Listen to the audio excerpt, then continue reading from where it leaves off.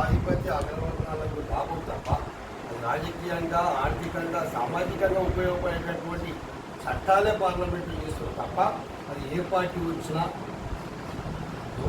ఏ reservations వచ్చినా బీసీలో గురించి ఏంటి అయిపోవాలి. మహిళా రిజర్వేషన్ 36 సంవత్సరాల నుంచి ఎందుకు ఆపినంటే దాంట్లో బీసీలకు రిజర్వేషన్ లేకపోతే దాని మీద ములాయం సింగ్ యాదవ్ అంటారు, శరద్ యాదవ్ అంటారు, ఎంతోమంది మహానుభావులు దాన్ని ఆపుకుంటూ దాంట్లో ఉన్నటువంటి ముసుగుల్ని తెలియజేస్తూ మహిళా రిజర్వేషన్లో బీసీ మహిళలు కూడా రిజర్వేషన్ ఉండాలని ఆనాటి చూస్తున్నటువంటి డిమాండ్.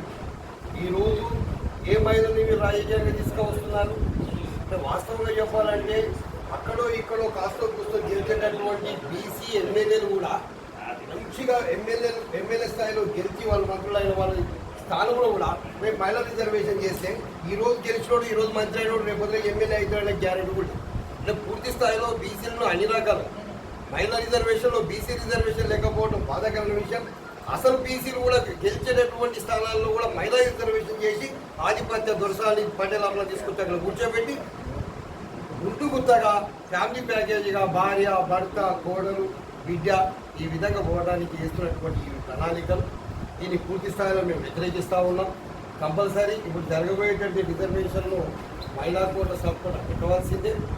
అదేవిధంగా 47% ఉన్న రిజర్వేషన్స్ని పార్లమెంట్లో 9th షెడ్యూల్లో చేర్చాల్సినటువంటి ఈ బీజేపీ ప్రభుత్వం కానీ చేర్పించాల్సినటువంటి ఉద్యమం తీసుకోవాల్సినటువంటి కాంగ్రెస్ ప్రభుత్వం కూడా అలాంటి చర్యలు తీసుకోకపోవడం, అక్కడ ప్రధానమంత్రితో సమయం తీసుకొని పార్లమెంట్లో మాట్లాడకపోవడం, 2 సార్లు పార్లమెంట్ సెషన్ నడిచినా కూడా ఒక్కసారి కూడా బీసీ రిజర్వేషన్ గురించి నోరెత్తని కాంగ్రెస్ పార్టీ బీజేపీ పార్టీ పూర్తి మనధర్మ వ్యవస్థ మనవాద వ్యవస్థ నడుస్తూ ఉంది. అక్కడ మొత్తం బ్రాహ్మణికలుగా నడుస్తూ ఉంటుంది. వాళ్ళకు పార్టీలు లేవు, వాళ్ళకు ఏది ఉండదు.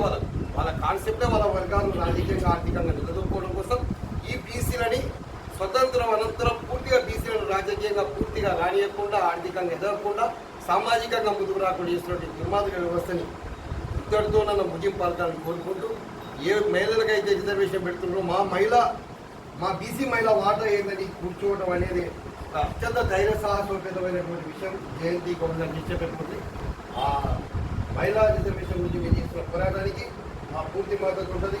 మీరు ఏ సమయం రామన్నా మేము కంపల్సరీ వస్తాము. మీరు ఏ నిర్ణయం తీసుకున్నా ఏంటో తెలియజేస్తాం.